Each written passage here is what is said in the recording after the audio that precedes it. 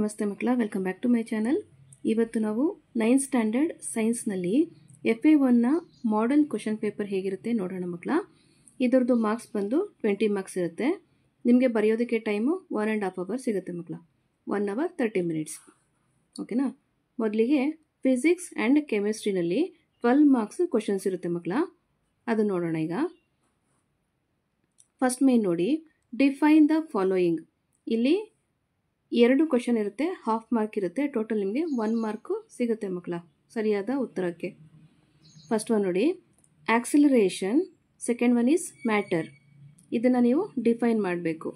ಓಕೆನಾ. Second heading ನೋಡಿ ಮಕ್ಕಳ, answer the following questions in 2 or 3 sentences each. ಇಲ್ಲಿ ನಿಮಗೆ 3 ಪ್ರಶ್ನೆಗಳಿರುತ್ತೆ, 1 ಅಂಕದಂತೆ. ಸರಿಯಾದ ಉತ್ತರಕ್ಕೆ ನಿಮಗೆ 3 ಅಂಕಗಳು ಸಿಗುವಂಥ ಚಾನ್ಸ್ ಇರುತ್ತೆ ಮಕ್ಕಳ. ಫಸ್ಟ್ ಒನ್ ನೋಡಿ, convert the following temperature to Celsius scale. A 300 K, b 573 K. Next second question ನೋಡಿ, when will you say a body is in uniform acceleration and non uniform acceleration.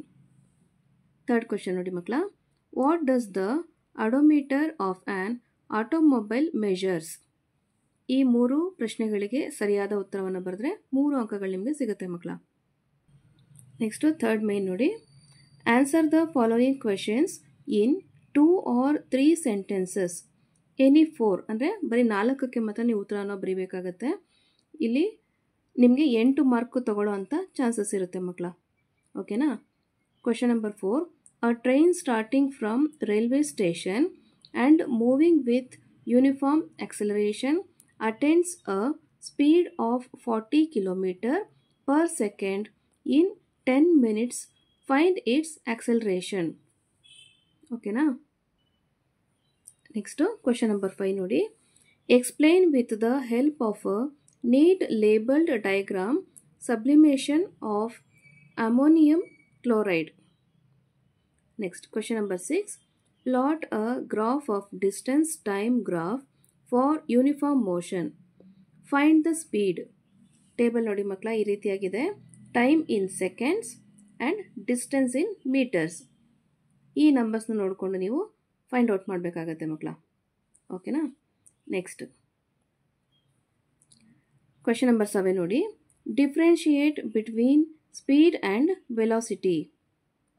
Next is question number 8, racing car has a uniform acceleration of 4 meter per second square. What distance will it covers in 10 seconds after start?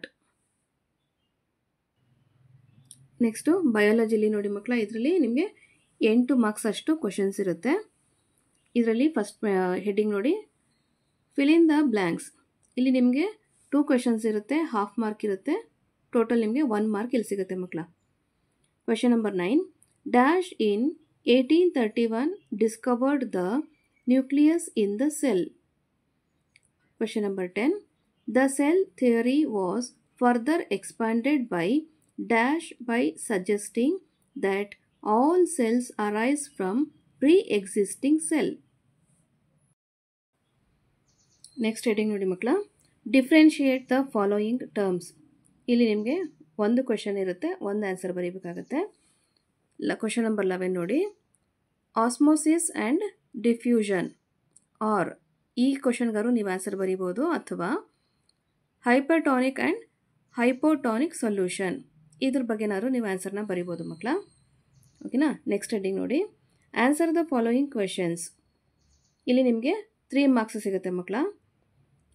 Question number 12, what would happen to the life of a cell if there was no Golgi apparatus.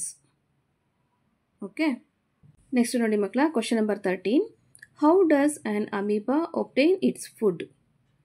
Next question number 14, draw a neat labeled diagram of plant and animal cell. Okay. Next heading ನೋಡಿ, answer the following. Any 2 ಅಂತ ಕೊಟ್ಟಿದ್ದಾರೆ. ಇಲ್ಲಿ 3 questions ಇರುತ್ತೆ ಮಕ್ಕಳ. 2 ಕ್ವೆಶನ್ಸ್ಗೆ ನೀವು answer ಮಾಡಬೇಕು. ಒಟ್ಟು ನಿಮಗೆ 3 ಅಂಕಗಳು ಇಲ್ಲಿ ಸಿಗುತ್ತೆ, 3 ಮಾರ್ಕ್ಸ್ ಸಿಗುತ್ತೆ. ಓಕೆನಾ. ಕ್ವೆಶನ್ ನಂಬರ್ 15 ನೋಡಿ, which organelle is known as the powerhouse of the cell and why? You have to give the reasons. Next question number 16. Why is the plasma membrane called a selectively permeable membrane? Okay na? Question number 17. Discuss the role of contractile vacuolae in amoeba. ಮಕ್ಕಳ ಇಲ್ಲಿಗೆ science FA1ಗೆ ಸಂಬಂಧಪಟ್ಟಂತಹ model question paper ಎಲ್ಲ questions complete ಆಗಿದೆ ಮಕ್ಕಳ. ಈ video ನಿಮಗೆ ಇಷ್ಟ ಆದಲ್ಲಿ ದಯವಿಟ್ಟು ನಮ್ಮ ಚಾನಲ್ನ ಲೈಕ್ ಮಾಡಿ, ಶೇರ್ ಮಾಡಿ, ಸಬ್ಸ್ಕ್ರೈಬ್ ಮಾಡಿಕೊಂಡು ನಾವು ಹಾಕುವಂಥ ಎಲ್ಲ ವಿಡಿಯೋ ನೋಡ್ತಾ ನಮ್ಮನ್ನು ಎನ್ಕರೇಜ್ ಮಾಡ್ತಾ ಹೋಗಿ ಮಕ್ಕಳ. Thank you for watching. Bye bye.